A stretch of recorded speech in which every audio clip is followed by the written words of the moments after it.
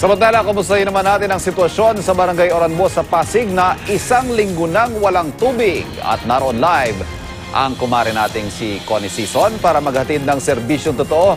Connie, kumusta na si nanay? Mainit pa ulo?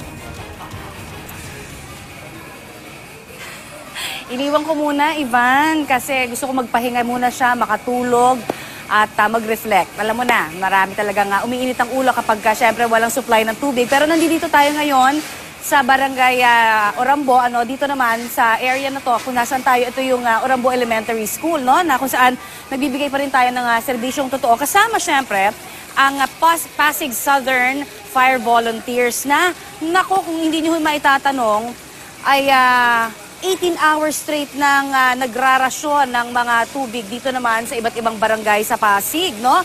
Kaya para bigyan ho tayo ng ilan pa sa mga detalye ng, of course, ginagawa nila dito. Kakausap natin ngayon ang isa sa kanila. Hello, good morning po sa inyo, sir. Good morning po, ma'am.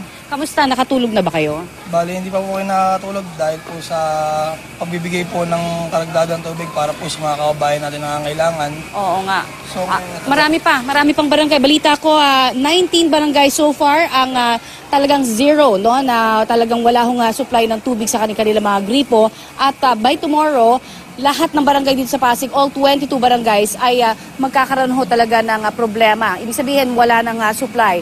Pero ngayon, ang napaka-importante pa rin, ay itong kantin naman dito, susubukan po nating puntahan at alamin kung ano yung mga iba pang kinakaharap nilang problema. Dahil alam naman natin, napaka-importante ng tubig, hindi lamang syempre sa CR, pati na rin dito sa kantin.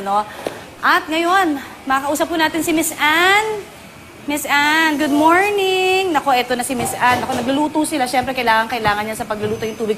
Kamusta na ho ang problema ng tubig dito sa inyo po sa paaralan? Sa ngayon po, nasusuportahan kami ng tubig dahil kami nga po ay school. Talagang yung mga LGU namin ay nakasupport sa pangangailangan namin.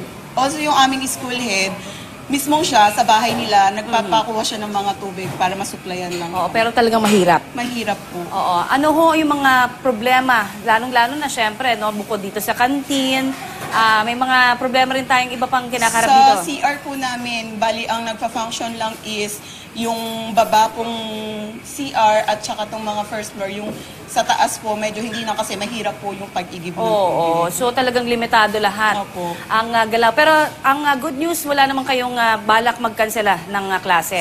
Wala naman po kasi all out naman po yung support nila sa amin sa pag-supply ng tubig. So sa ngayon po, walang problema. Teacher Ann, thank you very much. Nakita ho natin, yung kanilang CR, nakita ho natin, malinis pa so far dahil wala pang mga estudyante gumagamit. Pero yan ho ang isa sa mga nagiging problema rin. Of course, pagka syempre gumamit na yung libo-libong mga estudyante at syempre yung banyo lang na specific dito sa mga baba ang magagamit nila, talaga magkakaproblema at magkakaroon ho ng ito. Nakita natin, dito ho sila, nakatimbak na ng mga tubig nila. Yan, pakita natin kahit anong lalagyan, pwede na. Basta lang makapag-imbag. O ito, pati yung lababo, tignan mo. Yan, talaga. Pero talagang, of course, ito ho ay iniiwasan din na makakaroon ho ng contamination din, pati sa tubig, alam naman natin, kaya talagang binoboil niya, lalong-lalo na ito, dito mismo yan sa kantin para sa mga bata. Balik muna sa inyo dyan. Okay, maraming salamat, Connie Sison.